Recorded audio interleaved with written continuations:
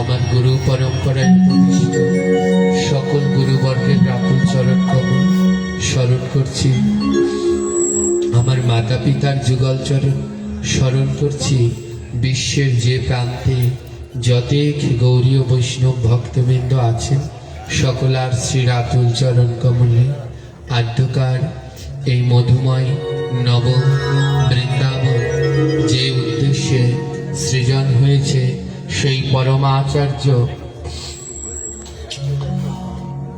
যার কৃপা এবং করুণায় আদ্যকার আমরা সবাই এখানে সমবেত হয়েছি। স্মরণ করছি শ্রী শ্রী জগদীশ পরমহংস দেবের রাতুল চরণ কমল। জয় নিতাই।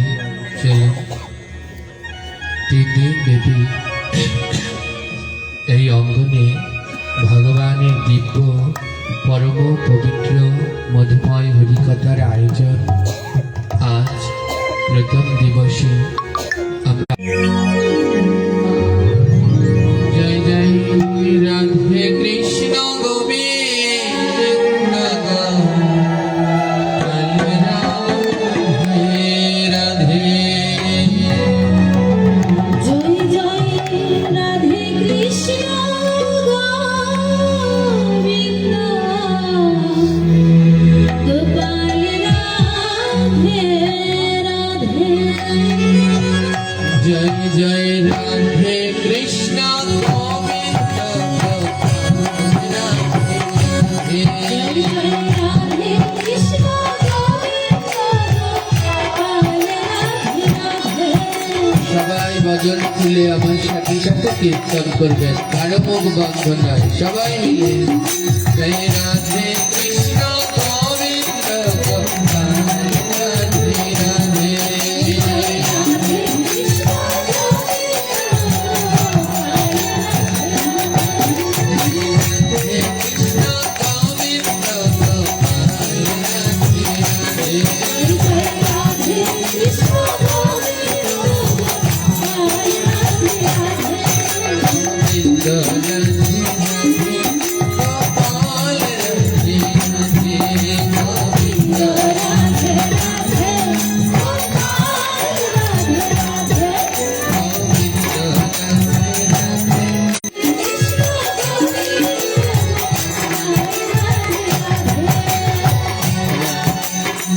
এই ভাগবতে একটি শ্লোক আছে, যৎ শ্রবণম তৎ কীর্তনম নচেৎ কিঞ্চিৎ ফলপ্রদম। যৎ শ্রবণম যেমনি শ্রবণ করবে, তৎ কীর্তনম তেমনি মুখে ভগবানের নাম কীর্তন করবে। নচেৎ নইলে কিঞ্চিৎ ফলপ্রদম এতটুকু পূর্ণ হবে না। তাই যেমন বদনে কর্ণে শ্রবণ করবেন, আবার বদনে ভগবানের নাম কীর্তন করবেন। কেউ মুখ বন্ধ রাখবেন না। বলুন, এই গোবিন্দ গোপাল রাধারানীর নাম কি খারাপ? জোরে বলুন, খারাপ? এই নাম নিলে পাপ হয়? তাহলে কেন বলছেন না? সবাই, কারো বদন বন্ধ নয়, সবাই মিলে একসাথে এই রাধে কৃষ্ণ গোবিন্দ গোপাল রাধে রাধে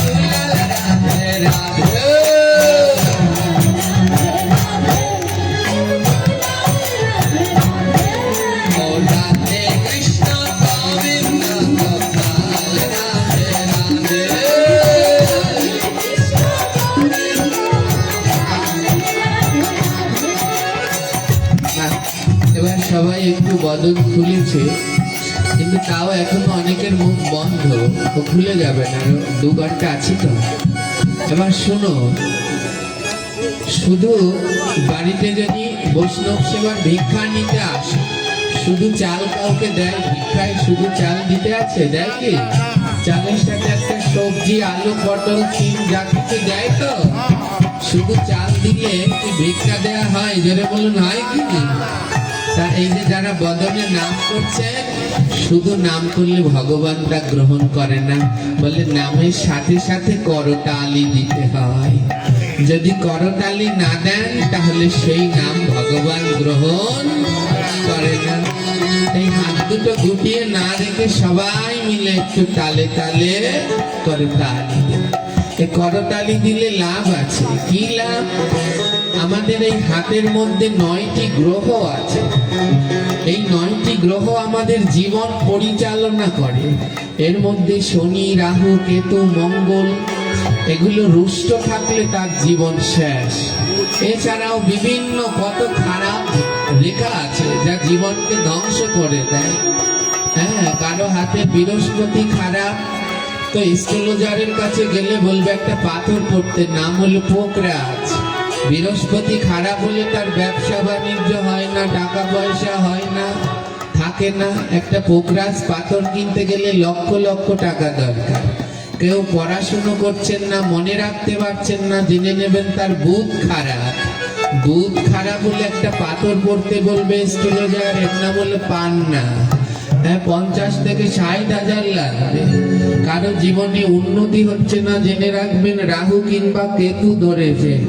তাহলে ওই গোমেদ অথবা ক্যাপচাই পড়তে বলবে, ও অনেক হাজার হাজার টাকা এক একটা পাথরের দাম। ভগবান বললেন কোনো কিছু লাগবে না, হাতের যত খারাপ রেখা, যত অশুভ, শুধু করতালি দিয়ে একটু ভগবানকে ডাকো, তাহলে আর হাতে কোনো অশুভতা থাকবে না। এ কথা মিথ্যা না সত্য? জোরে বলবে।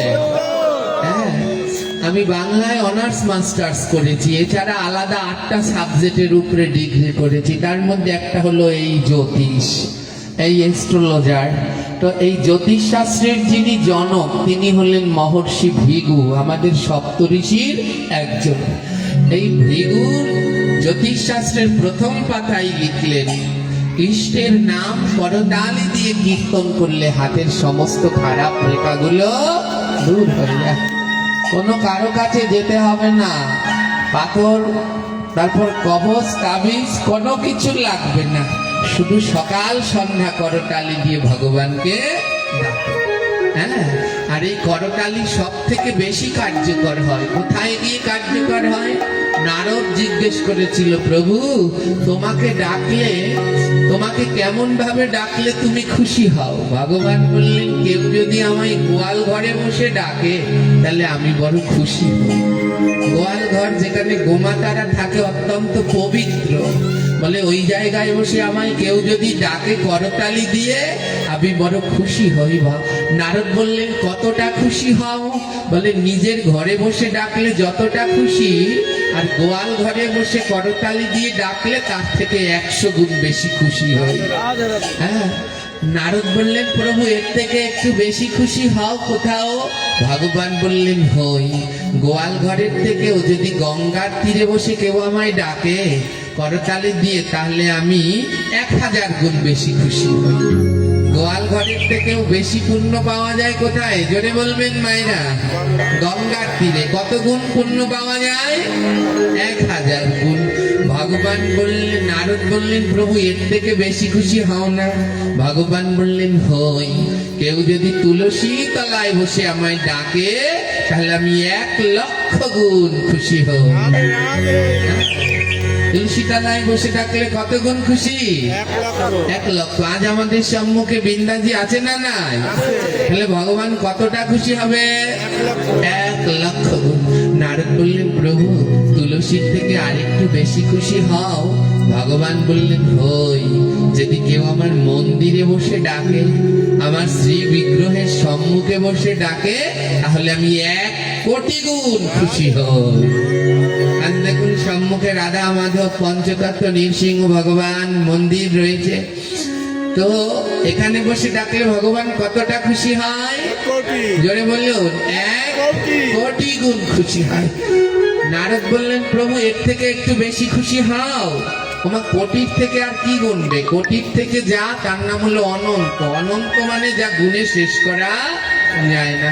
বললেন এর থেকে খুশি হও? ভগবান বললেন হই। কেউ যদি আমার ভক্তদের সাথে একসাথে কীর্তন করে তাহলে আমি অনন্ত গুণ খুশি হব।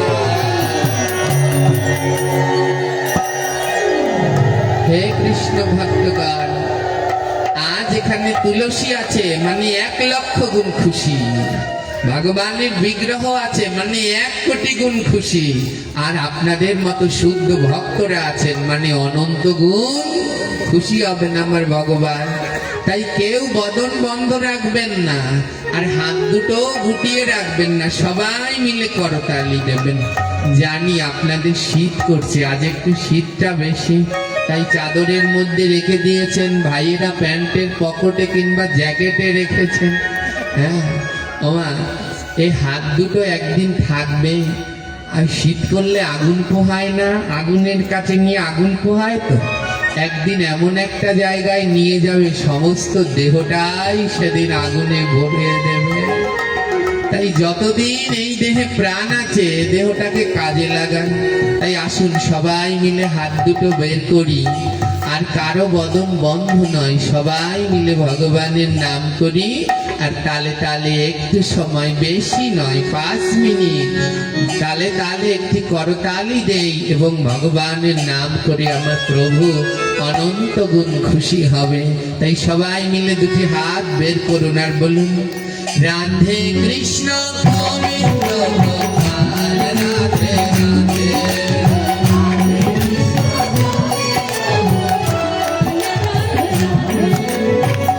জানি তাই যারা আমাদের সনাতন ধর্মের সবাইকে বলছি, হাত বের করবে, করতালি দেবে।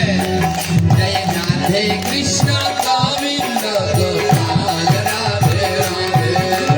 রাধে কৃষ্ণ গোপাল, রাধে রাধে। গোবিন্দ রাধে রাধে, গোপাল রাধে রাধে। গোবিন্দ রাধে বাবা, গোবিন্দ রাধে রাধে, গোপাল রাধে রাধে। গোবিন্দ রাধে রাধে, গোপাল রাধে রাধে। তারা কয়েকজন বাদ আছে, কয়েকজন হাতে তালি দিচ্ছে না। এবার তাদের জন্য দরকার, প্রথমে জ্বর হলে তো শিউলি ফুলের পাতা, শেফালি ফুলের পাতা ছেঁচে রস দিতে হয়। ওতে যদি কাজ না হয় তাহলে হোমিওপ্যাথি ডাক্তারের কাছে নিয়ে যায়, 2-3 ফোঁট দিয়ে দেয়। যার নাই কোনো গতি তার নাম হোমিওপ্যাথি। এবার হোমিওপ্যাথিতে কাজ না হলে তারপর একটা পেলেন নাপা খাওয়ায়। পেলেন নাপায় কাজ না হলে Napa X10, extra Napa O1, আরো কত কি সেরাত শেষ নাই। আর ওতেও যদি কাজ না হয় তার সবার শেষে দেয় অ্যান্টিবায়োটিক। এবার কয়েকজন তো হাতে তালি দিচ্ছে না, এদের অ্যান্টিবায়োটিক লাগবে। হ্যাঁ জয় নিতাই। আমার নাম জানেন? আমার নাম কি বলুন তো, জোরে বলবেন। হ্যাঁ, এই সবটুকু বলেননি। বৈষ্ণব দাস অনুদাস, আমি তো আপনাদের দাস, শুধু গৌর গোবিন্দের না, আপনাদেরও দাস। তা আমার পাঠে এসেছেন আর মুখ বন্ধ আর হাত গুটিয়ে রাখবেন, এ তো হতে পারে না। ধ্যান দিন, এই করতালি দিলে হাতের খারাপ রেখা যায় না, যায় না, জোরে বলবেন। এর জন্যই আমাদের অবস্থা এইরকম। মুসলমান ধর্মে এখানে যদি ওয়াজ হতো আর মৌলভী যদি বলতো ঠিক, দেখতেন এমন জোরে ঠিক বলতো আকাশ শুদ্ধ কাঁপতো। আর আমরা মোটে মুখটা খুলতে চাই না। জোরে বলবেন, হাতে করতালি দিলে খারাপ রেখা যায় না, যায় না। এই যে বাহ, একটু হয়েছে। এবার একটা প্রশ্ন, মানুষ পাপ করলে যায় নরকে, পুণ্য করলে যায় স্বর্গে। এবার এই হাতের খারাপ রেখাগুলো আজ যারা করতালি দিচ্ছেন এগুলো কোথায় যাবে? নরকে না স্বর্গে? নরকে। বা হাতের খারাপ রেখাগুলো আজ নরকে যাবে, এগুলো খারাপ তাই নরকে। কিন্তু মহাজন বললেন না, হাতের খারাপ রেখা নরকে যায় না। একই আসরে যারা হাতে তালি দিয়ে কীর্তন করে তাদের হাতের খারাপ রেখা যায়। বলে কোথায় যায়? যারা হাতে তালি না দেয় ওদের হাতে চলে যায়। তাই যারা যারা হাত গুটিয়ে বসে আছেন এই যে আমাদের যত শনি রাহু আর গাড়ির অ্যাক্সিডেন্ট সব আপনাদের হাতে উঠে যাবে। তাই আমরা চাই না কারো খারাপ রেখা কারো হাতে যাক। তাই সবাই মিলে 2 মিনিটের জন্য হাতটা বের করুন, পকেট থেকে বের করুন। আর সবাই মিলে তালে তালে উচ্চস্বরে বলো, রাধে কৃষ্ণ গোবিন্দ রাধে রাধে। এই যে দাঁড়িয়ে আছো সবাই, জয় জয় রাধে কৃষ্ণ গোবিন্দ রাধে রাধে রাধে।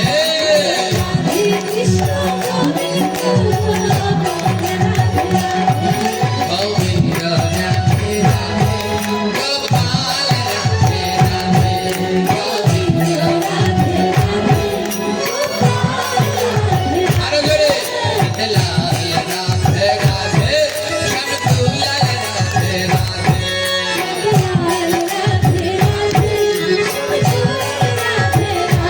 জয় জয় রাধে কৃষ্ণ গোবিন্দ গোপাল রাধে রাধে।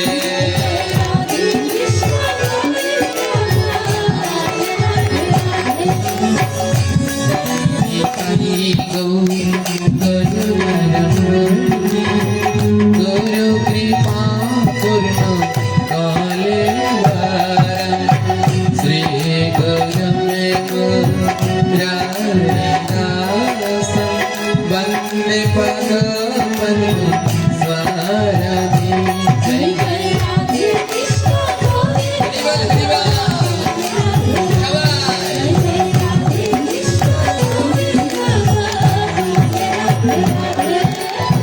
শান্তম সুধীরম নবনীতকায়ম দীর্ঘল সুন্দরম মনোহর রূপম কरुणानिस्मृतं विग्रह मधुरं नौमि गुरु श्री गुरुदेवा।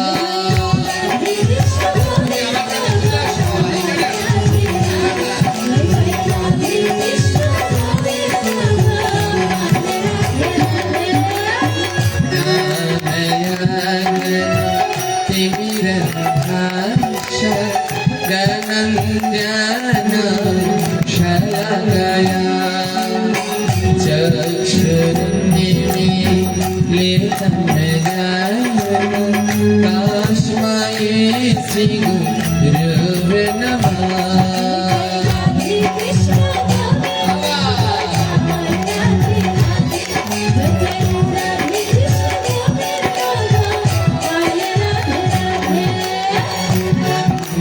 कल्पतरुर्भास्य कृपाशकव एवच पतितानं पावनेभ्यो वैष्णवेभ्यो नमो नमः।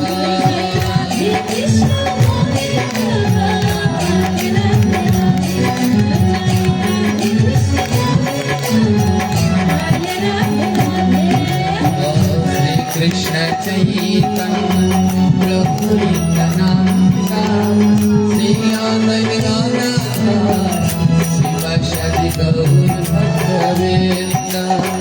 हरे कृष्ण कृष्ण कृष्ण हरे हरे हरे राम हरे राम राम राम हरे हरे हरे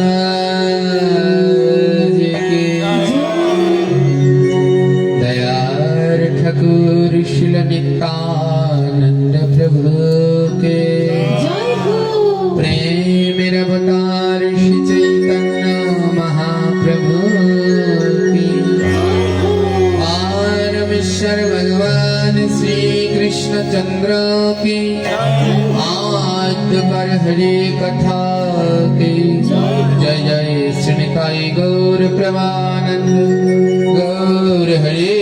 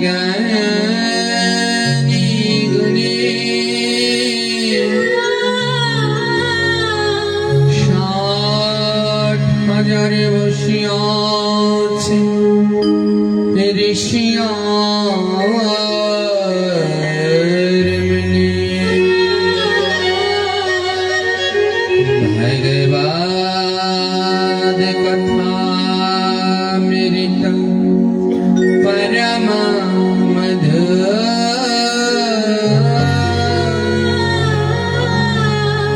जय जना कर श्रवण शिवार चत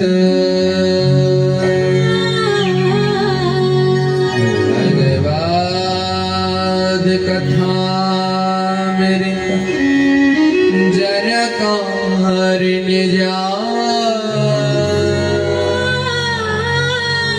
पुनराय तरनाहि मनुष्य जन्म भगवद कथा मृत जकार कीर्ता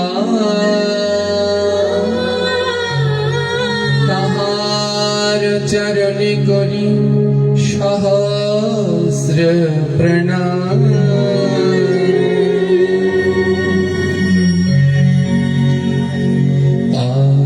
अहिंसा प्रथमं पुष्पं देते इंद्रियाणि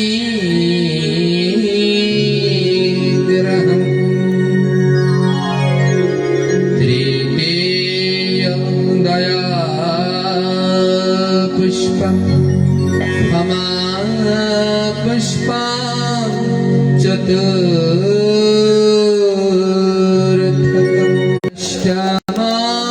पुष्पं एवेत्तुष्टं जनार्दनम्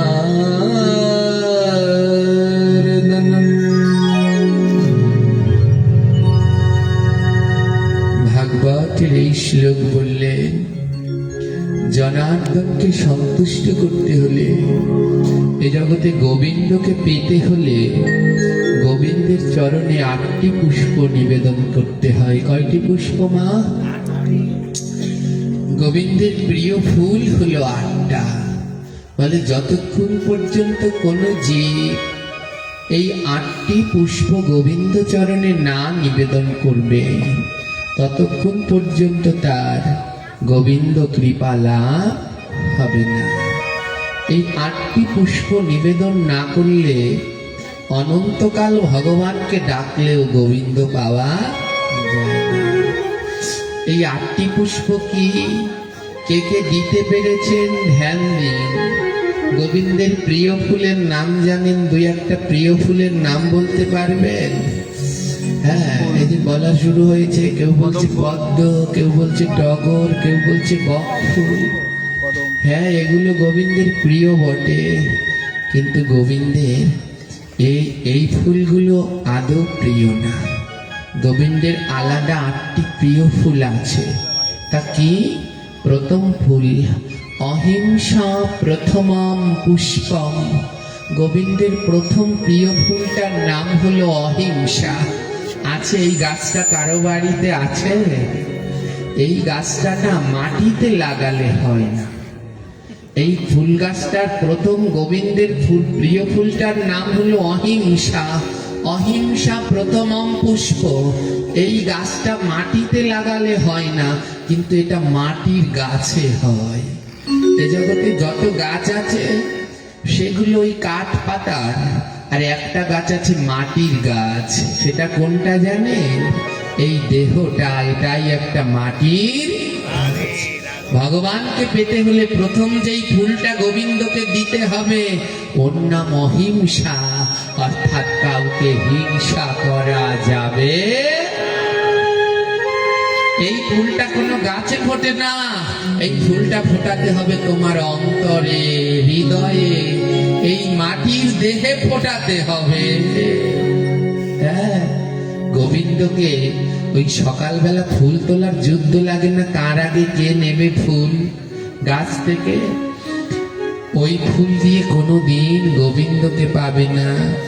গোবিন্দকে পেতে হলে এই অন্তরের ভিতরে 8খানা পুষ্প ফোটাতে হবে। তার প্রথমটার নাম অহিংসা, কাউকে হিংসা করো না। যেখানে হিংসা আছে সেখানে আর যা থাক, কোনোদিন ধর্ম থাকতে পারে না। দুঃখ কি জানেন মা? আজ বড় দুঃখ, যন্ত্রণা কি বলে, সব জায়গায় হিংসা থাকতে পারে, কিন্তু একটা জায়গায় যেন হিংসা না থাকে।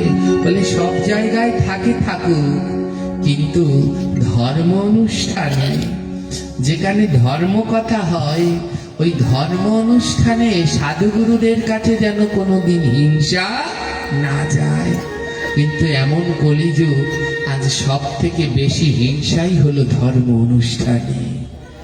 এটা করেছে কেন, এই দল ওই দল, এই ভাগ ওই ভাগ, কোনো শেষ নেই, শেষ নেই। ওই যে সেদিনকে একটা জায়গায় পাঠ করলাম, অল্প কয়জন ভক্ত, এপার এক ভাগ ওপার এক ভাগ, এপারের ভাগ ওপারে যায় না, ওপারের ভাগ এপারে যায় না।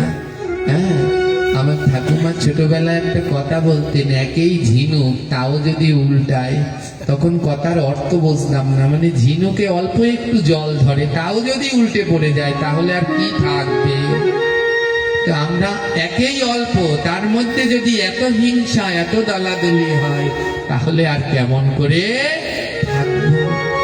আজ যেই জায়গাটায় কোনো হিংসা আসার কথাই নয়, আজ সেই জায়গাটা হিংসায় হিংসায় ভরে গেছে।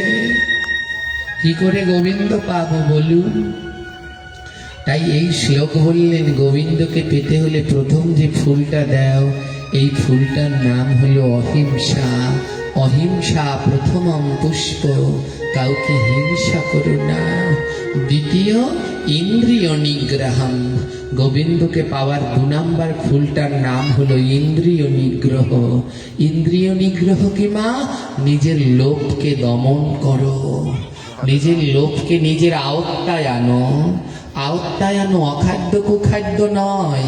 এই জিহ্বাটা গোবিন্দ প্রসাদ পাওয়ার জন্য দিয়েছে, জিহ্বায় প্রসাদ পাও। ইন্দ্রিয় নিগ্রহ, এ জিহ্বায় অন্য কিছু নয়, গোবিন্দের প্রসাদ পেও, ইন্দ্রিয়টাকে নিগ্রহ করো।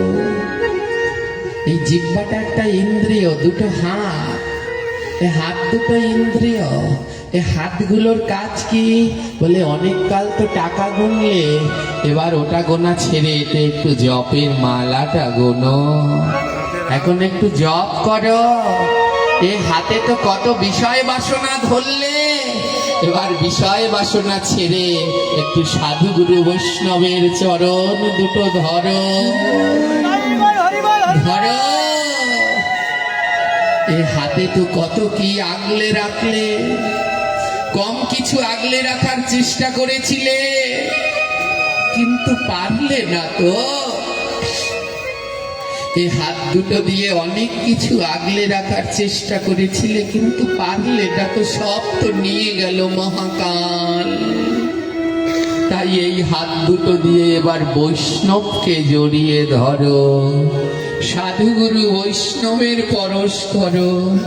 যে হাত দিয়ে ওই বিষয় সম্পদ পুত্র পরিজন ধন আগলে রাখলে থাকে না, ও হাত দিয়ে ভক্তদের আগলাও। তাদের জড়িয়ে ধরো।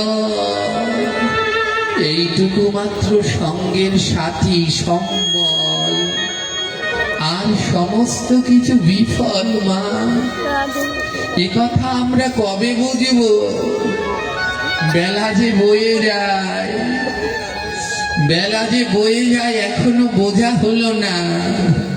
এই নাম সত্য, এই সাধুগুরু বৈষ্ণবের সঙ্গ সত্য, এই হরি কথা, ভগবানের নাম সত্য। ওমা, জানি না শেষের দিনে এই অদমের তো কোনো গতি হবে না, কিন্তু আপনারা এখানে যারা আছেন, কি বলবো, কিছু জনার ভক্তি এমন, যা বলে আমি শেষ করতে পারবো না। গোবিন্দের নাম শুনলে, যদি কানে শোনে কৃষ্ণ গোবিন্দ, যাদের নয়নে অনাবরত জল ঝরে, এর জেনে রাখবেন এদের হৃদয়ের মধ্যে আমার প্রাণ গোবিন্দ বাস করে।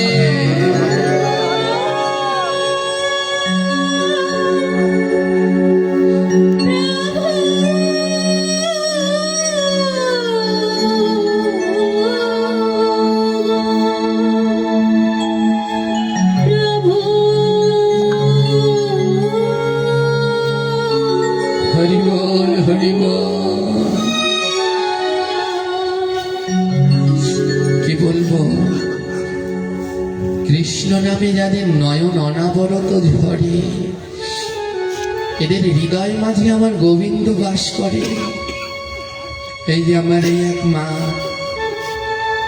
এই ট্যাকের হাটির ভক্তগণ, আপনাদের এখানে নামটাই কত মধুর, হরিশ্চর। আহা, এখানের ভক্তগণ গোবিন্দ এর জন্য বোধহয় এই এলাকাটার নাম রেখেছে ট্যাকের হাট।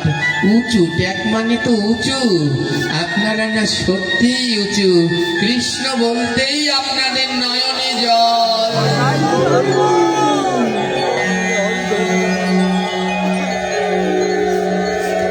এই যে আমাদের মা, এই গোবিন্দ সাহা ট্যাকের হাটে, এই মা আমার বৃদ্ধ মা, ৮০-৯০ বছর। আহারে, আশেপাশে যেইখানে ভাগবত হয়, পাগলের মতো ছুটে যায়। ওই কালো চুমুরটি গেল সেদিন, ভাঙা কোনো জায়গায় তার বাদ নেই, ছুটে যায়, আর গিয়ে দুই নয়নের জলে ভাসে। এদের হৃদয় মাঝে প্রাণ গোবিন্দ অবশ্যই অবস্থান করেন। হ্যাঁ, কিছু না বললেই নয় মা। এই গোপালগঞ্জের মাদারীপুরে এরা আশেপাশে ভাগবত হলে এদের আর বেঁধে রাখা যায় না, গাড়ি নিয়ে বাস নিয়ে চলে আসে। বলে পাগল না হলে গোবিন্দকে পাওয়া যায়। এরা সত্যি পাগল হয়েছে, এই সাধু সঙ্গের বৈষ্ণবের চরণ ধুলির পাগল হয়ে। আজ কোনো বাধা তাদের আটকে রাখতে পারে না। কাঙালের মতো ছুটে আসে। আহা, এমন ছোট্ট শিশু কৃষ্ণ নামে কেমন দুই বাহু তুলে নৃত্য করে। এরা অনায়াসে গিরিধারী পাবে, কোনো সন্দেহ নাই। বলে এই জগতে পাগল না হলে কোনোদিন গোবিন্দ পাওয়া যায়? তাই এই হাত দুটোকে কাজে লাগাও। এই হাত দুটো শুধু অর্থ সম্পদ আগলে রাখার জন্য নয়, এ হাত দুটো ভক্তের চরণ ধুলি নেয়ার জন্য, ভক্তকে বুকের মাঝে জড়িয়ে ধরার জন্যে। বলে আমার এমন কেন হয় না? কেন হয় না জানেন? এই ইন্দ্রিয় দমনের জন্যে, ইন্দ্রিয়গুলোকে সচেতনতার জন্যে যে কৃপাটা দরকার, তা হলো গুরু কৃপা। গুরু কৃপা না হলে কোনোদিন এমন হয় না। এ জগতে যে গুরু নিষ্ঠা রাখতে পেরেছে, গুরুচরণে মতি ভক্তি বিশ্বাস রাখতে পেরেছে, কৃপা হবেই হবে। গ্রন্থ বললেন গুরু যার সহায় তার কি সের ভয়, লহরে লহরে মন শ্রী গুরু চরণে আশ্রয়। এই জগতে যার সদ্গুরুর কৃপা হয়েছে তার কোনো ভয় নাই। আজ আমার অনন্ত জন্মের ভাগ্য ভালো, তেমনি এক সদ্গুরুর সভায় আমি কথা বলতে পারছি। এ জগতে যতজন সাধক সাধিকা জন্মগ্রহণ করেছেন তার মধ্যে একজন মরমী সাধক শ্রী শ্রী জগদীশ পরমহংসদেব, সকলের কাছে পরিচিত ফটিক সাধু বলে, তাই না? একজন সদ্গুরু। ধ্যান দিন মা, আজ তার সবাই এসেছি তো।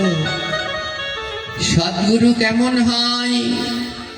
সদ্গুরু কোনো সময় কারো একার কথা ভাবে না। সদ্গুরু জগতের প্রত্যেকটি জীবের কল্যাণের কথা ভাবে। এ জগতে গুরু যে শুধু নিজের শিষ্যের কথা ভাবে, মনে রাখবেন সে কোনোদিন সদ্গুরু না। সদ্গুরু সে শুধু শিষ্য নয়, জগতের প্রত্যেকটি জীবের কল্যাণের জন্য যিনি ভাববেন, তেমনি একজন মরমী সাধক এই জগদীশ গোসাই। কেমন ছিলেন তিনি? তার তো অমৃতময় কত কত মহিমাপূর্ণ মহিমা গাথা, শতমুখে বললেও তা শেষ করা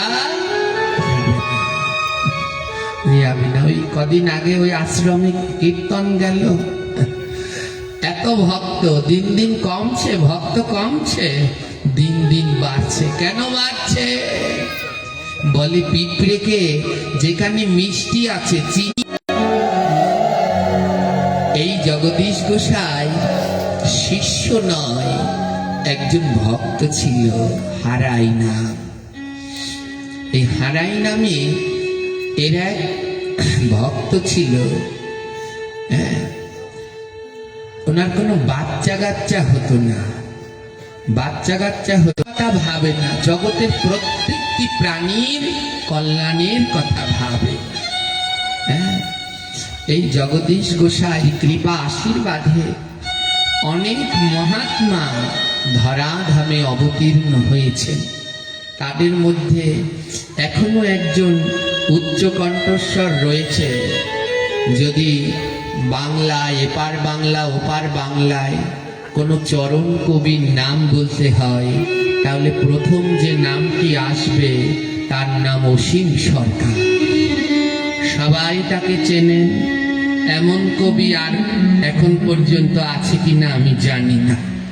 কথায় কথায় ছন্দে ছন্দে যে কোনো বস্তু নিয়ে গান বেঁধে দেয়, কাউকে ভয় পায় না। সত্য বলতে তিনি কোনো ভয় নাই তার। আমরা এপার বাংলায় বসে আমাদের ধর্মের উপরে অত্যাচার হচ্ছে কিন্তু বলতে পারি না, কিন্তু তিনি নীরব নেই, তার কণ্ঠস্বর রয়েছে বাঘের মতো। জানেন কি না, এই অসীম সরকার যার আশীর্বাদে জন্মগ্রহণ করেছিলেন তিনি এই জগদীশ গোসাই। তারই কৃপা আশীর্বাদে অসীম সরকারের ধরাধামে অবতীর্ণ হয়েছিল। তাই তো তার কণ্ঠে সাক্ষাৎ মা সরস্বতী বাস করছে। হারাই নামে এই জগদীশ গোসাইর এক ভক্ত ছিল।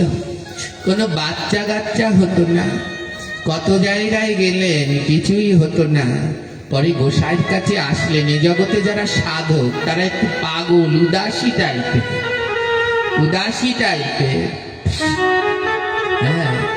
উদাসী টাইপের।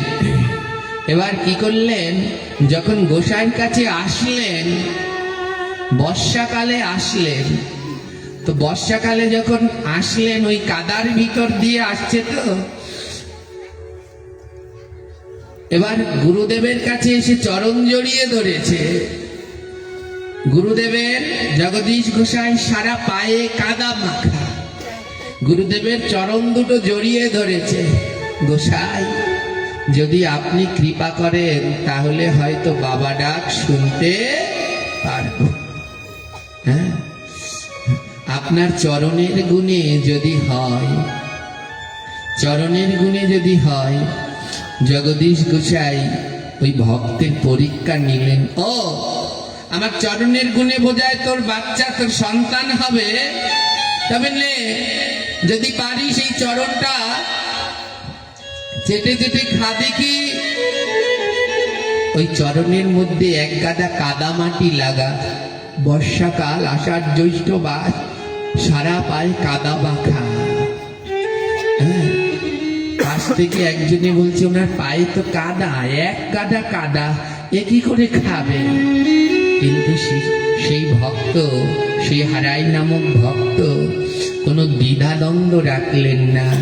ওমা জগদীশ গোসাই পায়ে যে কাদা লেগেছিল, ওগুলো যেই জিহ্বা দিয়ে লেহন করতে লাগলেন, দেখলেন কাদা নয়, মাখনের মতোই অমৃত স্বাদ অনুভব। বলে, এ জগতে যারা ভক্ত তাদের চরণে কি কোনোদিন কাদা থাকে?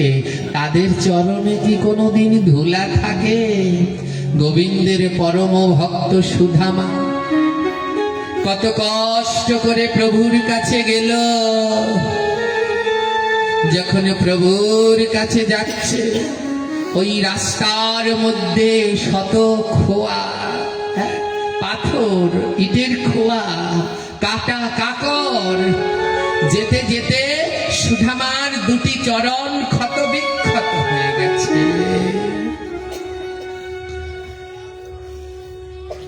রুক্মিণী জিজ্ঞেস করছে, গোবিন্দ গো, তোমার পরম ভক্ত এই সুধামা, তুমি যদি চাও সুধামাকে কত ধন দিতে পারতে, তুমি তাকে কেন এমন কাঙাল বানালে? আমার গোবিন্দ বলে, রুক্মিণী, এ জগতে আমায় পেতে হলে সবার আগে কাঙাল হতে হয়। যদি কাঙাল না হওয়া যায়, তবে কি কোনোদিন গোবিন্দ পাওয়া যায়? ও রুক্মিণী, আমি সুদামাকে কেন কাঙাল বানিয়েছি জানো? কাঙাল না হলে কোনোদিন গোবিন্দ পাওয়া যায় না। বলে, কেমন কাঙাল? কাঙাল তো অনেক প্রকারের হয়। কেউ ধনের কাঙাল, কেউ বিষয়ের কাঙাল, কেউ পুত্র পরিজনের কাঙাল।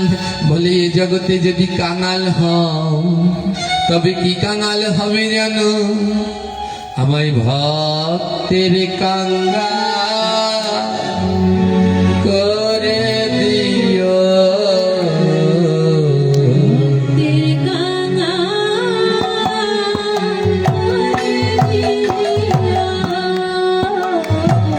আমায় ভক্তের কাঙাল করে দিও।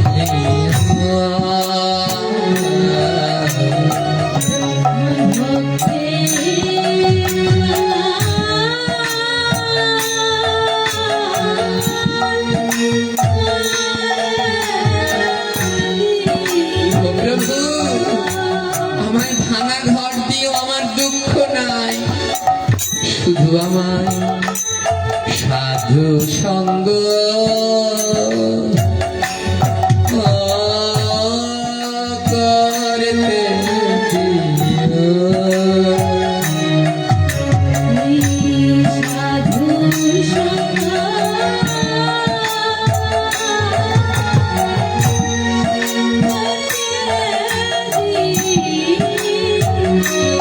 করতে আমায় ভক্তের সঙ্গ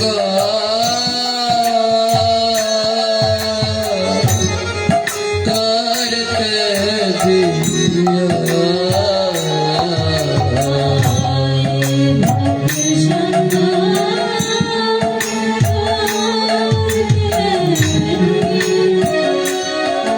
প্রভু আমায় ভাঙা ঘর দিও, আমার আপত্তি নেই, শুধু আমায় সাধু সঙ্গ ভক্ত সঙ্গ করতে দিও। ও প্রভু আমার ধন লাগবে না, টাকা পয়সা লাগবে না, তার থেকে আমায় কি দেবে জানো? আমায় ভক্তের ধুলা মাতে দিও।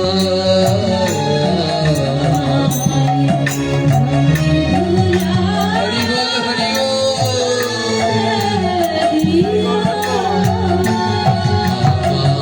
আমায় ভক্তের ধুলা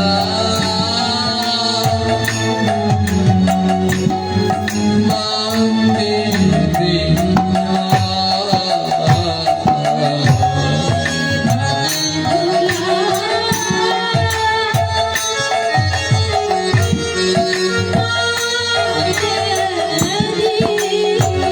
আমার ধন চাই না, ওই ধনের বদলে একটু সাধুগুরু বৈষ্ণবের চরণ ধুলা দিয়ে।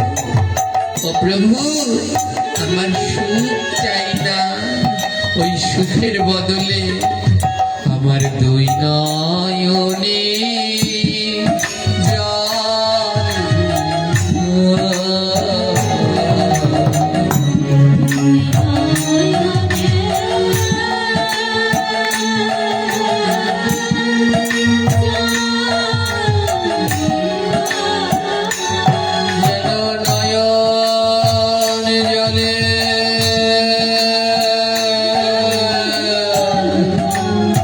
ডাকেতে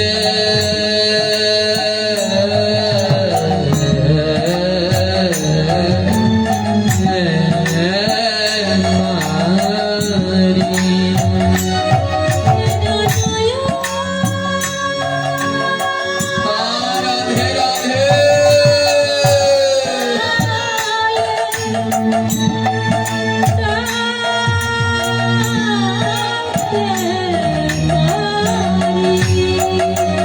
প্রভু আমায় কাঙাল বানিও, ভক্তের কাঙ্গাল বানিও প্রভু। আমি সুখ চাই না, আমার দুই নয়নে জল দিও, যেন ওই নয়নে জলে তোমায় ডাকতে পারি। ও প্রভু আমার সোনা দানা দামি অলংকার আভরণ চাই না, ওই সারা গায়ে তো সবাই কত আভরণ করে সাজে, ওই আভরণ আমি চাই না। আমি কোন আভরণ চাই যেন? যেন ভক্তের পরশ করতে পারি।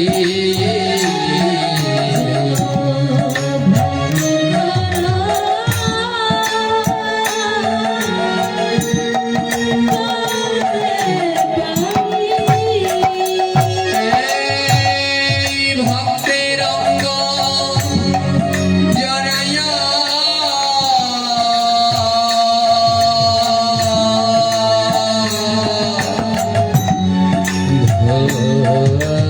ধরে ভক্তের পরশ করতে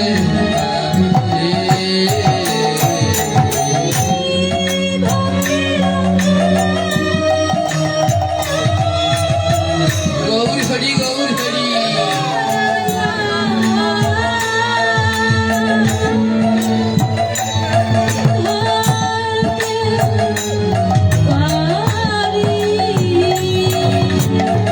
আমার সারা গায়ের আভরণ হবে এই ভক্তের অঙ্গ, আমি জড়িয়ে ধরে আমার সারা গায়ের অলংকার করব প্রভু।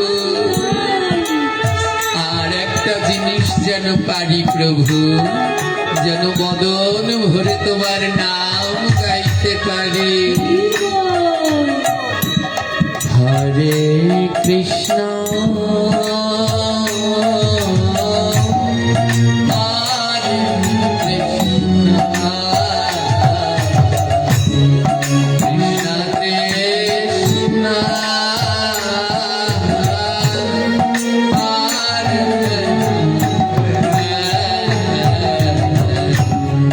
হরে রাম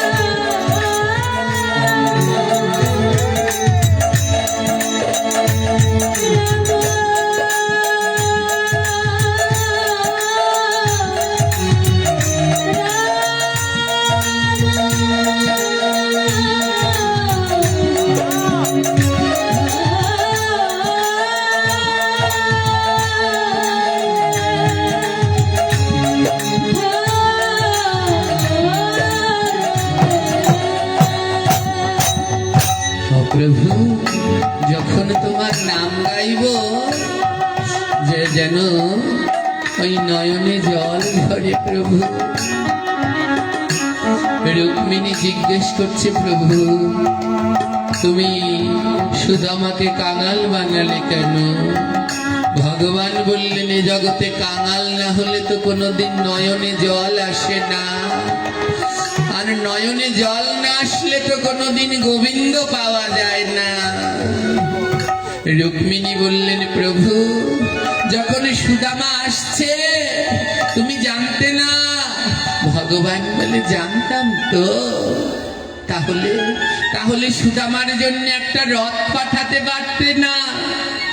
ওর পাটা কেমন ক্ষত বিক্ষত হয়ে গেছে, ওর কত যন্ত্রণা হয়েছে, ওর জন্য একটা রথ পাঠাতে পারতে না? ভগবান বলতো, ও যদি রথে করে আসতো রুক্মিণী, যেই রাস্তা দিয়ে সুধামা এসেছে সেই রাস্তায় সুধামার চরণ ধুলি পড়েছে। যদি আজ রথে করে আসতো, ভক্তবৃন্দ এই চরণ ধুলি কোথায় পেত?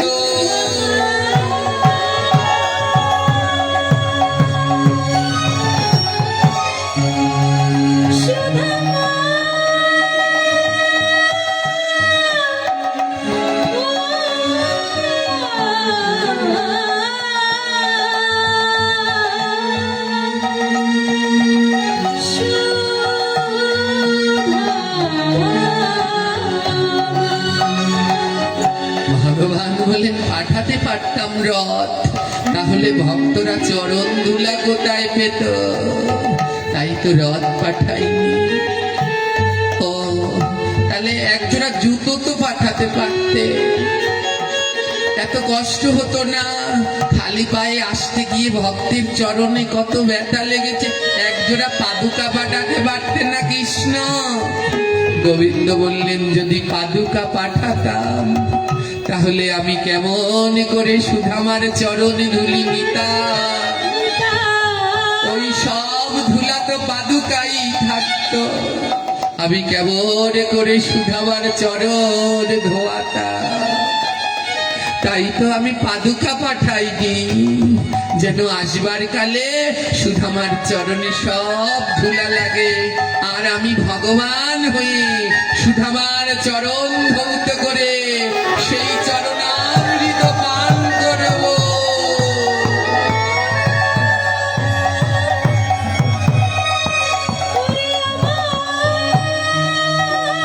গৌর গৌর গৌর বলো।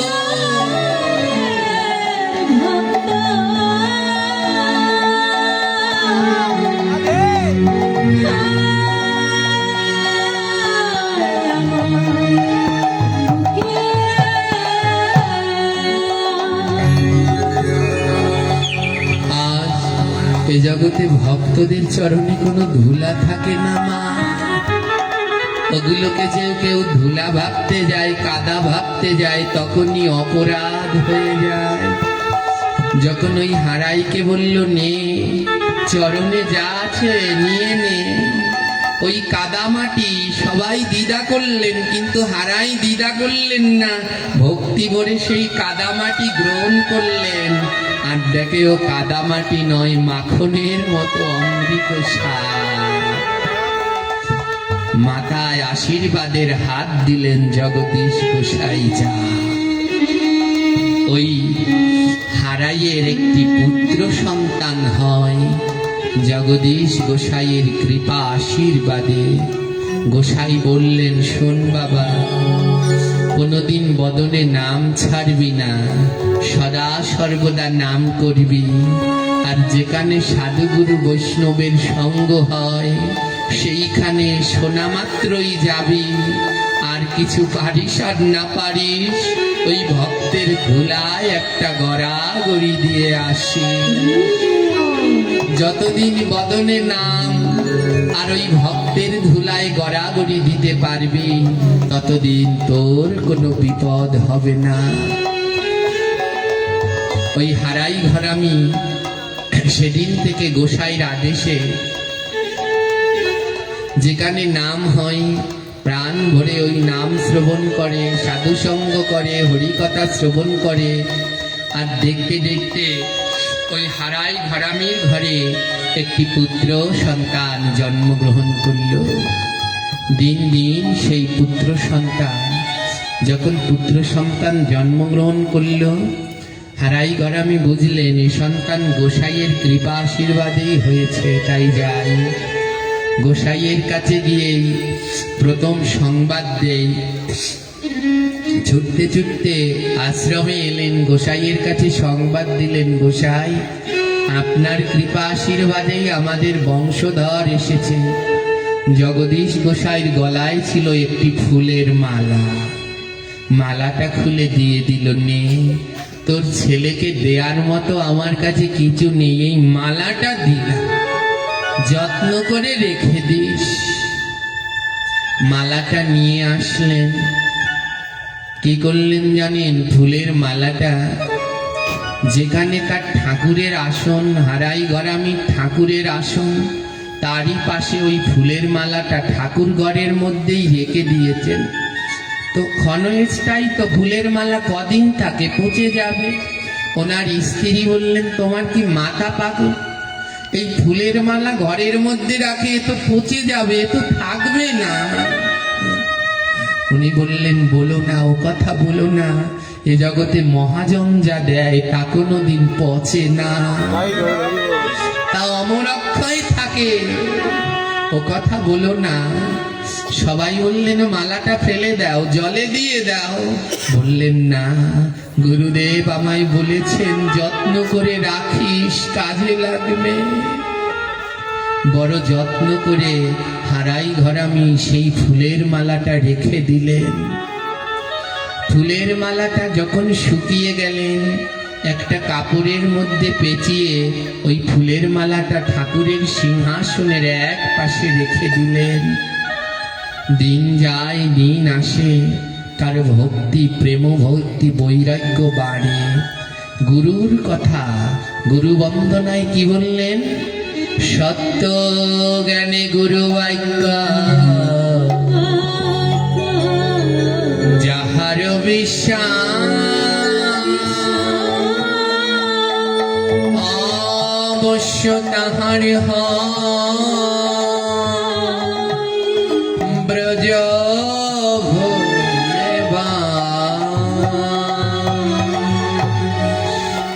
বলে, সত্য জ্ঞানে যিনি গুরু বাক্য বিশ্বাস করতে পারে তার অবশ্যই ব্রজভূমে বাস হবে। গুরু বাক্য বিশ্বাস করে ওই শুকনো ফুলের মালাটা জলে দেয়নি, গুরু বলেছে রেখে দিস, একদিন কাজে লাগবে, কোন দিন জানে না। সুন্দর করে বস্ত্রের মধ্যে আবৃত করে সিংহাসনের এক পাশে রেখে দিলেন। 7 বছর কেটে গেল। পুত্রটা বড় হয়েছে, ছেলেটার বয়স এখন 7 বছর। হঠাৎ ওই 7 বছর বয়সে ওই পুত্রের প্রচন্ড জ্বর হলো। এত জ্বর, মা 7 দিন ধরে ওই ছোট্ট ছেলেটার জ্বর, জ্বরে আর কিছু খেতে পারছে না, অসুস্থ, চোখও খুলতে পারছে না। বড় গরিব, বড় কাঙাল তারা। ওই হারাই ঘরামি লোকের বাড়িতে তৎকালীন সময়ে ছড় খন দিয়ে ঘর ছাইতো। অনেক গরিব, ছেলেকে ডাক্তার দেখানোর মতো অর্থ নেই।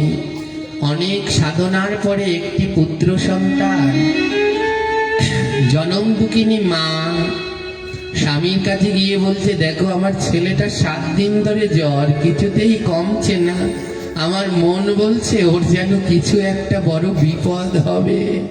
মা তো সবার আগে সন্তানের বিপদ হলে সবার আগে বুঝতে পারে মা। ভগবান এমন এক জিনিস তৈরি করেছেন, এমন এক বস্তু, জিনিস অপরাধ বললে অপরাধ হয়ে যাবে, এমন এক মাহাত্ম্য, মর্মাত্ম ভগবান তৈরি করেছেন। মা শব্দটি, তার নাম মা।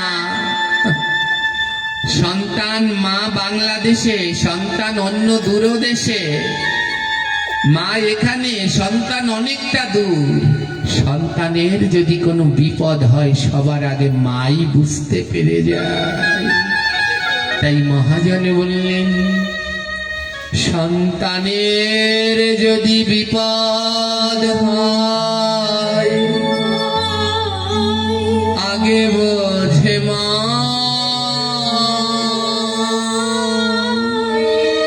মায়ের মতো এ জগতে আর তো কেহ না। ওরে, সন্তানের যদি বিপদ হয় সবার আগে মা বুঝতে পারে। তাই মা ছুটে গেছে, স্বামী আমার মন বলছে আমার ছেলের বড় কোনো কিছু হয়েছে, তুমি একটা ডাক্তার আনার ব্যবস্থা করো, ওকে একটু ডাক্তারের কাছে নিয়ে যাও। হারাই ঘরামি বলছে, আমরা কোথায় পাবো অর্থ, কি করে ডাক্তার দেখাবো, কি করে ওষুধ খাওয়াবো? ভগবানকে ডাকো, গুরুদেবকে ডাকো, গুরুর উপরে বিশ্বাস রাখো।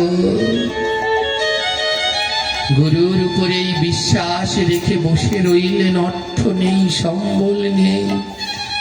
7 দিনের জ্বরে রাত্রবেলায় ছেলেটা মা কোলে নিয়ে শুয়েছে।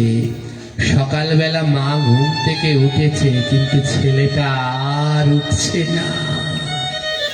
হে কৃষ্ণ ভক্তগণ, আজ রাত্রবেলায় গিয়ে বিছানায় ঘুমাবেন। যদি কাল সকালবেলায় চোখ খুলতে পারেন তাহলে আপনার সকাল, আর যদি কাল আর চোখ না খোলেন তাহলে আপনার জীবনে পরকাল। যদি কাল সকালের সূর্য দেখতে পারেন, চোখ খুলতে পারেন, তাহলে সকাল, আর না দেখতে পারলে পরকাল। তাই যে জীবনে একটা রাত্রিরও গ্যারান্টি নেই, কেন এমন মায়ায় আবদ্ধ হয়ে রইলাম? কেন নিতাই গৌর হরি বলে এই মধুর সান্ত্বনা করিলাম?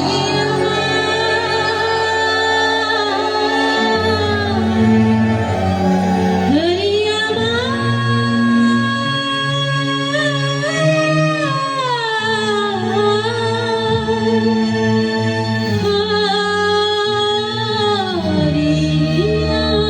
সকালবেলায় ওই মা উঠেছে, ঘুম থেকে উঠে ছেলেটাকে ডাকছে, ও, কিন্তু ওর আর সকাল হলো না, ওর জীবনে পরকাল চলে আসলো। আর এ জগতে সব থেকে জনম দুঃখী কে জানেন? এ জগতে সব থেকে জনম দুঃখী হলো সে, যে মা তার সন্তানের মৃত মুখ দেখেছে। ভাবে তার মতো জনম দুঃখী আর নাই। ছেলেটাকে ডাকছে, ওঠ বাবা ওঠ, সকাল হয়ে গেছে, কিন্তু ছেলে আর উঠছে না। কে আর ডাকিবে মোরে মা বলিয়া, মায়ের মতো আর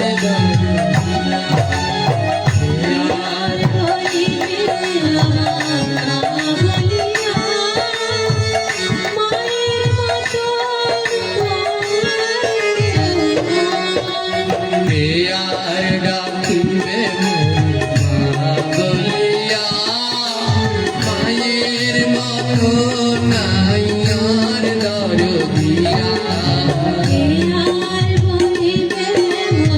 হরি বল, হরি বল।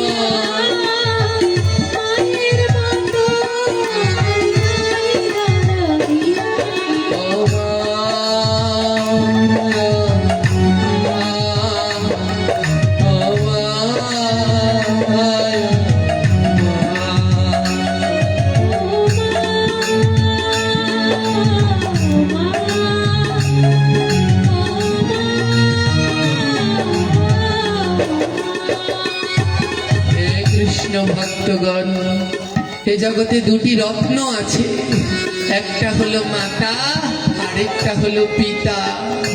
মা বাবার মতো রত্ন জগৎ সংসারে আর নাই। তাই সময় থাকতে এই দুটি রত্নের যত্ন নিন। কত ভাগবত পাঠে যান, কত সাধু সঙ্গে যান, গিয়ে ভক্তের চরণ ধুলো মাখেন, প্রেমালিঙ্গন করেন, কিন্তু আসল জোনার চরণ ধুলা মাখলেন না। মাতা পিতার সম নাই আর কোনো জন, সবার আগে মাতা পিতার চরণ ধুলা করো রে গ্রহণ। মাতা পিতার সমান আর কোনো জন, সবার আগে মাতা পিতার চরণ লয় গ্রহণ। মাতা পিতার মন্দ না আর কোনো জন, সবার আগে তাদের ধুলা করো রে গ্রহণ। এই মাতা পিতার সমান আর কোনো জন, সবাই থাকতে চরণ ধুলা।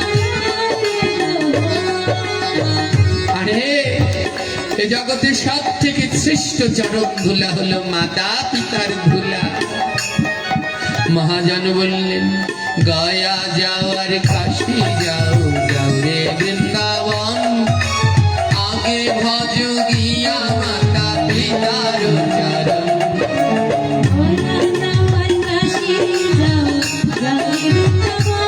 হরি বল হরি বল।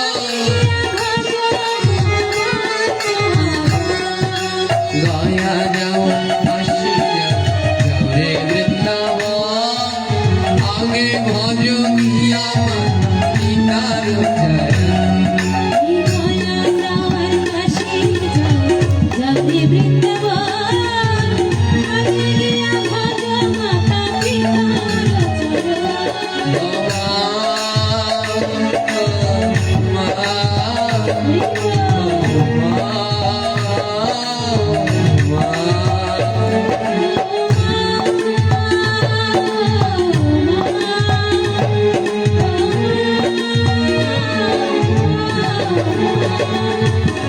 বলে সব রত্ন হারালে আবার পাবে, কিন্তু মা বাবা হারিয়ে গেলে এই রত্ন দুটো আর ফিরে পাবে না। হে কৃষ্ণ ভক্তগণ, এই আসরে আজ তারা বড় ভাগ্যবান যে সন্তানের সাথে তার মাতা কিংবা পিতা এই আসরে হরি কথা শুনতে এসেছে। তাই এমন কোনো ভাগ্যবান সন্তান যদি থাকেন যার মা কিংবা বাবা এই আসরে এসেছে, করজোরে অনুরোধ রইল, স্বস্থান ত্যাগ করে নিজের মাতা পিতার কাছে যান, তাদের চরণ ধুলা গ্রহণ করুন, একবার বুকের মাঝে জড়িয়ে ধরুন। আজ জনম দুঃখিনী মা আমার কাছে, তোমায় মনে পড়ে মাগো, তোমায় মনে পড়ে, তোমার মতো ভালো কেউ আসে না। রাধে রাধে।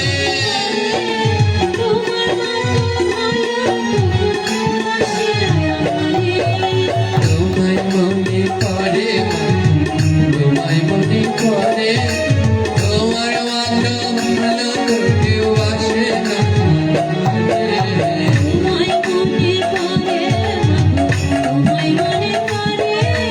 গৌর হরি।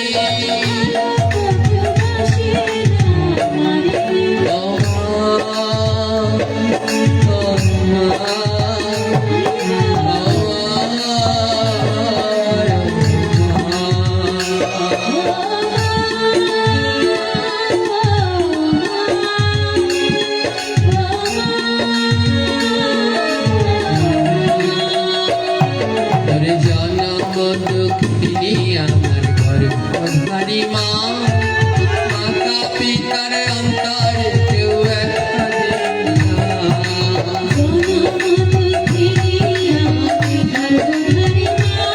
রাধে।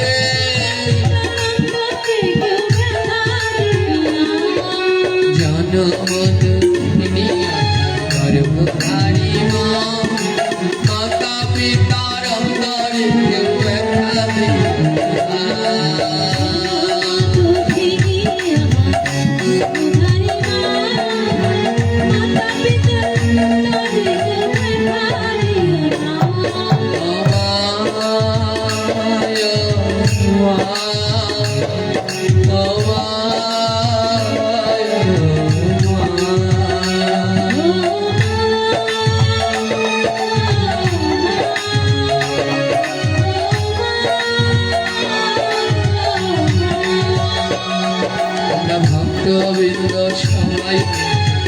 দেব চরণ ধুলি মাতা পিতার সেবা যেন করে যেতে পারি গোবিন্দ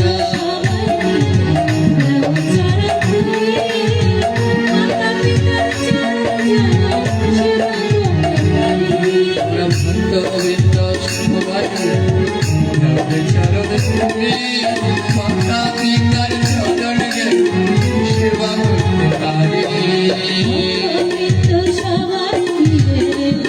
হরিবল নিতাই গৌর হরিবল মাতা পিতার সমান ভাবে কেউ হবে না তাদের চরণের ধুলা মাথা ঘুরাবো না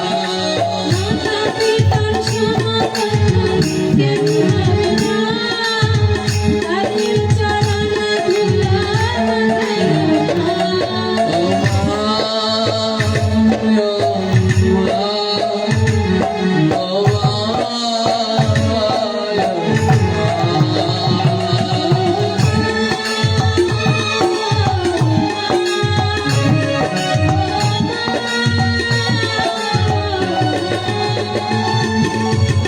ছোট্ট ছেলেটার আর ঘুম ভাঙলো না পাগলিনী মা হাউমাউ করে কাটছে কেউ কাটে ঝাড়ের কেউ পাকায় দড়ি চারজন রাতে কান্ধে নিয়া বলবে হরি রাধে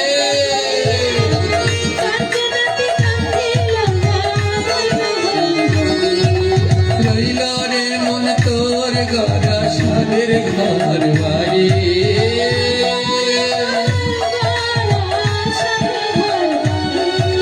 অমন পাখি তোর এত কষ্টের গড়া সাদের ঘর বাড়ি রয়ে গেল কেউ বাঁশ পাকা কাটছে কেউ দড়ি পাকাচ্ছে ছোট্ট ছেলেটাকে তিলক দিয়ে সাজিয়ে ওই বাঁশের দোলায় উঠাচ্ছে মা কোনোদিন এই লীলা দর্শন করতে পারে পাগলের মতো হয়ে ওই মা উথাল পাতাল করে হাউমাউ করে কাঁদছে আর পিতা হারাই ঘরামি হা জগদীশ বলে কাঁদছে বলছে প্রভু তুমি আমায় কষ্ট দিও কিন্তু ওই কষ্ট সইবার মতো ধৈর্য দিও বাঁশের দোলা বানালো চিতায় শ্মশানের কাঠ সাজালো সবাই মিলে ছেলেটাকে স্নান করিয়ে বসন করিয়ে ওই বাঁশের দোলায় উঠে এবার নিয়ে যাবে শ্মশানে যখন শ্মশানে নিয়ে যেতে শুরু করেছে যখন ওই বাঁশের দোলাটা জাগাচ্ছে ঠিক সেই সময় বাবা হারাই ঘরামি দেখলেন যেই দোলাটা জাগাবে বাবা ডাকছে তারা আমার ছেলেকে নিয়ে যাচ্ছ আমার ছেলের গলায় একটা ফুলের মালাও দাওনি আমার ছেলে মরে গেছে আর তো আমার ছেলে আসবে না ওর গলায় একটা ফুলের মালাও কেউ দিয়ে দাওনি সবাই বলে এই অসময় ফুলের মালা কোথায় পাবো এখন তো কোনো ফুলের মালা নেই কোথা থেকে ফুলের মালা দেব হঠাৎ হারাই ঘরামির মনে হলো গোসাই তো 7 বছর আগে আমায় একটা ফুলের মালা দিয়েছিল বলেছিল মালাটা যত্ন করে রেখে দিস কাজে লাগবে ও গোসাই আজ আমার ছেলে চলে যাবে ফুলের মালা নেই বলে রেখে দিতে বলেছিলে যারা কমিটির ভাইরা আছেন সবার কাছে ধীরে ধীরে প্রদীপ দিতে শুরু করুন কথা বলবেন না কেউ ও গোসাই মালাটা এর জন্য যত্ন করে রেখে দিতে বলেছিলে যে আমার পুত্র এই অকালে বিদায় নেবে তার জন্যে এই মালাটাকে রেখে দিতে বলেছিলে তবে আজ এই মালা পরিয়েই আমার ছেলেকে বিদায় দেব গ্রামবাসীদেরকে বলছে তোমরা একটুখানি দাঁড়াও, আমি মালাটা নিয়ে আসি। সিংহাসনের পাশে রেখে দিয়েছিল ওই সেই জগদীশ গোসাইয়ের গলার মালা। শুকিয়ে গেছে 7 বছরে মালা, খনখনে হয়ে গেছে। আজ কি করলেন জানেন? সেই মালাটা ওই বস্ত্রে করে বেঁধে রেখেছিল, শুকনো, ধরলে পরে গুঁড়ো হয়ে যায়। সেই মালাটা, শুকনো মালাটা মৃত পুত্র মরে গেছে, শ্মশানে নিয়ে যাবে। ওই শুকনো মালাটা নিয়ে যেই মৃত পুত্রের গলায় দিল, জগদীশ জগদীশ বলে যখন ওই মালাটা গলায় দিল, আমনি ওই মৃত পুত্র চোখ খুলে 2 বাহু তুলে জগদীশ জগদীশ বলে উঠে দাঁড়ালো।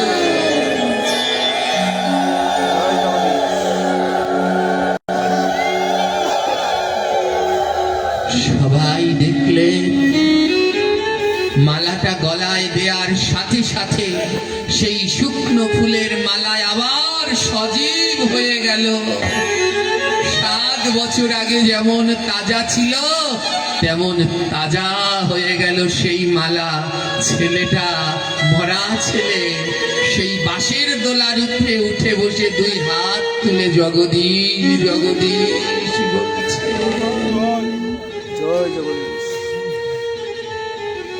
এই হলো সেই পরম সাধক মরমীয় শ্রী শ্রী জগদীশ পরমহংসদেব। আজ তারই সভায় আমরা সবাই বসেছি।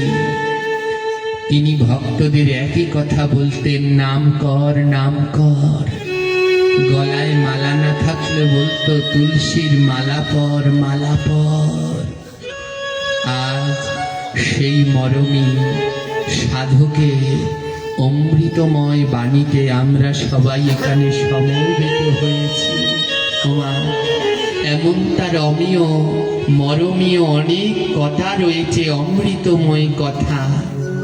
তাই আদ্যকার এই আলোচনা থেকে আমরা কি শিক্ষা পাই? সত্য জ্ঞানে গুরু বাক্য যাহার বিশ্বাস,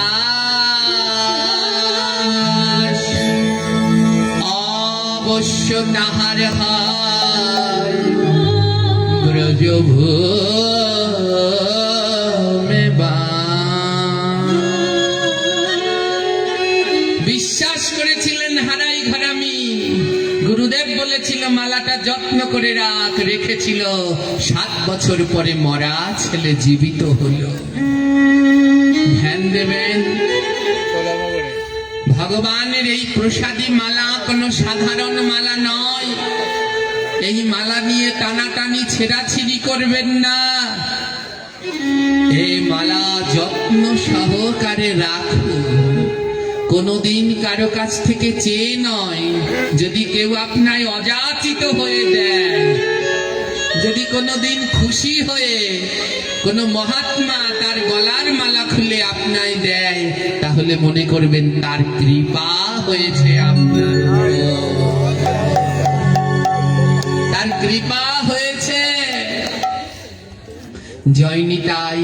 তাই গুরুজন মহাত্মাদের কথায় বিশ্বাস রাখুন, কোনদিন কেউ বিশ্বাস হারাবেন না। তাই মহাপ্রভু বললেন, জীবে দয়া নামে রুচে বৈষ্ণব সেবন, বিনা ধর্ম নয় শোনো সনাতন। ও সনাতন, একটু জীবকে, ধর্ম কি জানো? জীবকে দয়া করো, কোন জীবকে হত্যা করো না। জীবে দয়া, নামে রুচি, অনাবরত নাম করো যেন রুচি না হারায়। আর বৈষ্ণবের সেবা, বৈষ্ণবের সেবা কি বলবো? এনাদের এই পাগল প্রায় সেবা দেখলে, ভক্ত আসলে মন ছটফট করে। জানেন, এ জগতে ভক্তদের বড় কষ্ট। আমি নিজের চোখে দেখেছি গোবিন্দ কাউকে ধন দিয়েছে, আবার কাউকে ধন দেয়নি। যাদের ধন দেয়নি তারা বৈষ্ণব সেবা করতে চায়, কিন্তু ধনের অভাবে পারে না। আবার আমি এমন অনেক দেখেছি যাদের ভগবান ধন দিয়েছে, কিন্তু ধনে পেয়েও বৈষ্ণব সেবার মন আছে, কিন্তু বিভিন্ন বাধা বিপত্তিতে তারা বৈষ্ণবদের আনতে পারছে না। দুঃখ পাবেন না।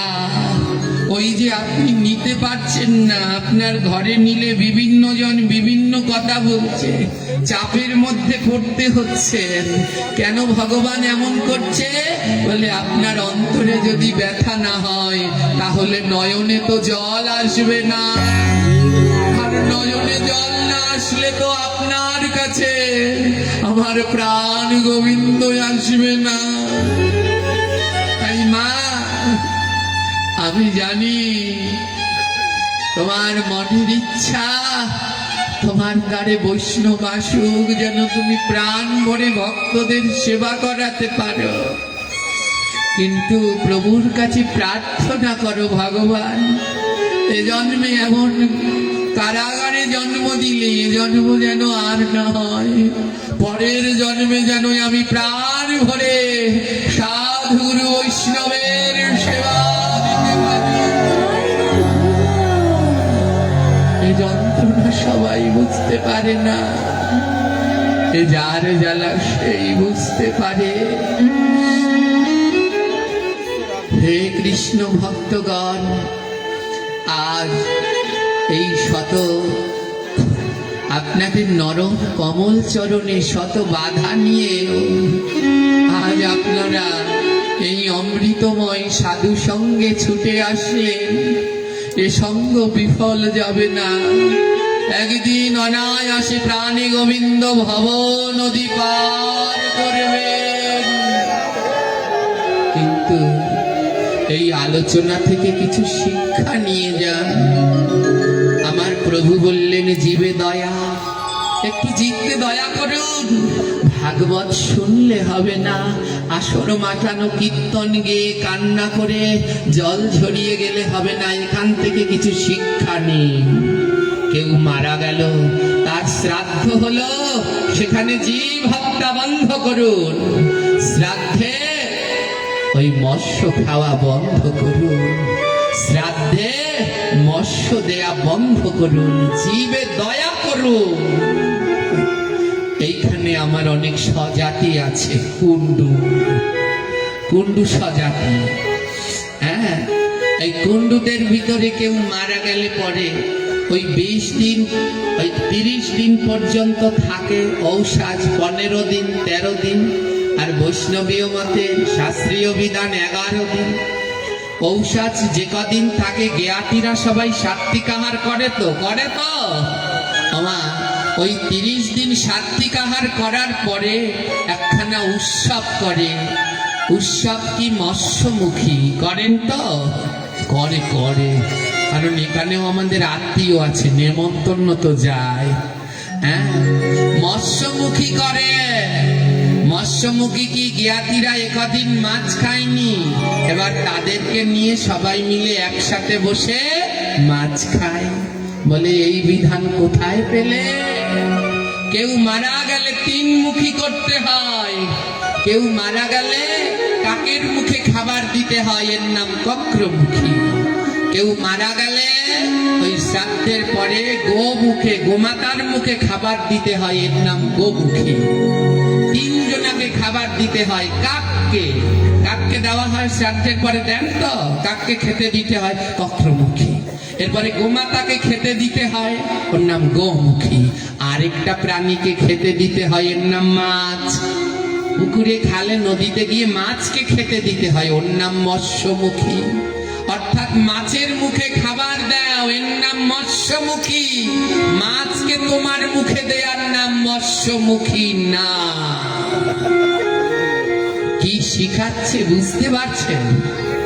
মাছের মুখে প্রসাদ দিতে বললো, কিন্তু মাছের মুখে না দিয়ে দিচ্ছে কার মুখে? নিজের মুখে। এমনটা করা যাবে না। হ্যাঁ, এমনটা করা যাবে না মা, এগুলো করবেন না, আমাদের এগুলো ভরা, হ্যাঁ এইগুলো ভরা, এই মৎস্যমুখী, এগুলো বন্ধ করুন, জীবকে দয়া, হ্যাঁ গোবিন্দের প্রসাদ দিন। যেখানে কেউ মারা যাবে ওই শ্রাদ্ধ আদি অনুষ্ঠানে গোবিন্দের প্রসাদ দিন, জীবে দয়া করুন। আর কি বললেন? নামে রুচি, অনাবরত নাম করুন। মৎস্যমুখী বুঝতে পেরেছেন? ও আমার কথায় রাগ হয়েছে? আবার আমার স্বজাতি যারা কুণ্ডু আছেন তারা বলতে আছে আমাদের কেন বললো? কারণ আপনারা তো আমার দলের লোক, তাই আপনাদের বললে আমার কেউ পিটাবে না। অন্যদের বলতে গেলে দুইটা বাড়ি বুড়িও দিতে পারে। হ্যাঁ, এগুলো অপরাধ। মৎস্যমুখী মানে মাছের মুখে খাবার দেয়া, মাছ এনে আমার মুখে দেয়ার নাম মৎস্যমুখী না। হ্যাঁ, তাই কেউ দেহ ত্যাগ করলে সেখানে গোবিন্দের প্রসাদ দেবেন, কোনো জীব হত্যা করবেন না। আর কি? এটা জীবে দয়া। ধর্ম তিন জায়গায়, জীবে দয়া, নামে রুচি, বৈষ্ণব সেবন, আর নাম করুন। আর এই যে আপনাদের বৈষ্ণব সেবা, এর থেকে আর মহিমাপূর্ণ কি আছে? এই তিন কর্ম যিনি করতে পারে তার এ জীবন ধন্য, তার এ জীবন পূর্ণ। জয় নিতাই। আজ আমরা এবার সবাই মিলে এই পরমহংস দেবের উদ্দেশ্যে আমরা প্রদীপ প্রজ্বলন করব। সবাই কি প্রদীপ পেয়েছেন? যারা যারা পাননি তারা হাত জাগান।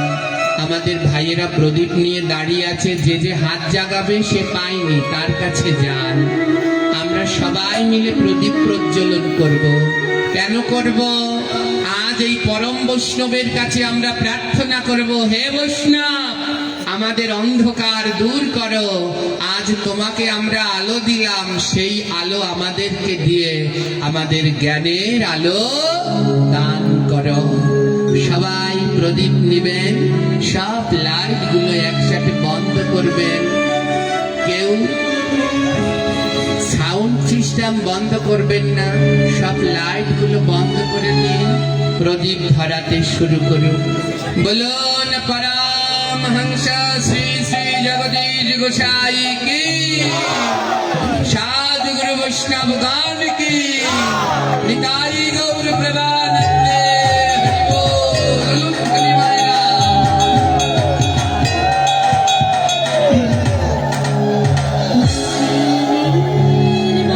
শুধু ভক্তজন কেউ এখন উঠবেন আমাদের না। প্রদীপ জ্বালাতে হবে।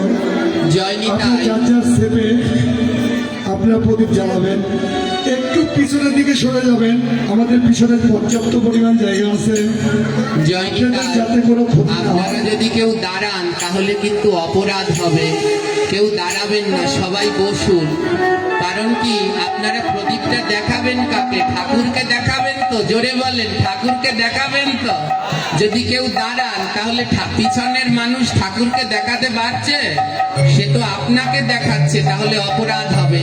তাই শশ জায়গায় বসুন, বসে বসে সবাই দেখান, কেউ দাঁড়িয়ে দেখাবেন না। সবাই হাঁটু গেড়ে বসে একসাথে দেখান। যেই দিকে ঠাকুরের বিগ্রহ আছে আপনারা ঘুরে ঘুরে সেই দিকে প্রদীপ দেখান। জয় নিতাই। সবাই একটু সতর্ক অবলম্বন করতে হবে যখন প্রদীপ জ্বালাবেন। সব লাইট গুলো বন্ধ করে দিন। আর আমি তো কথা বলছি, কে বলছেন জানি না, আপনি চুপ থাকুন, আমি দেখাচ্ছি। সবাই মিলে প্রদীপ গুলো জ্বালান। প্রদীপ গুলো যার যার মাথার উপরে উঠাবেন। সব সময় দীপ দান করার সময় মাথার উপরে করে, হ্যাঁ এমনি করে একজন আরেকজনের কাছ থেকে দীপ ধরিয়ে নিন। কেউ দাঁড়াবেন না, সবাই বসে একসাথে। জয় নিতাই। হ্যাঁ,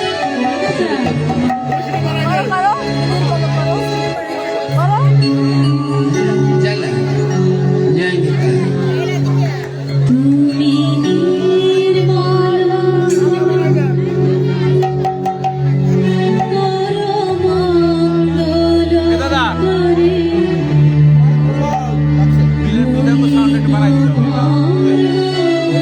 পরমঙ্গল করে হরি বল। উলুধ্বনি মায়েরা।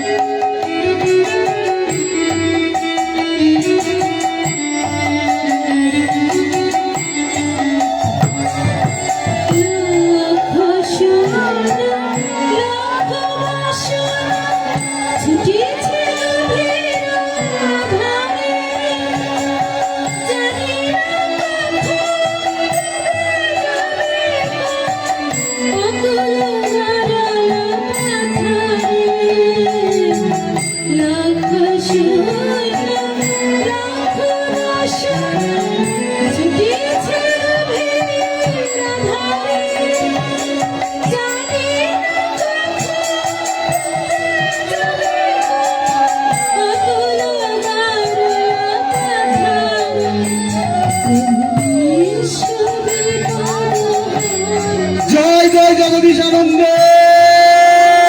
হরি বল বল।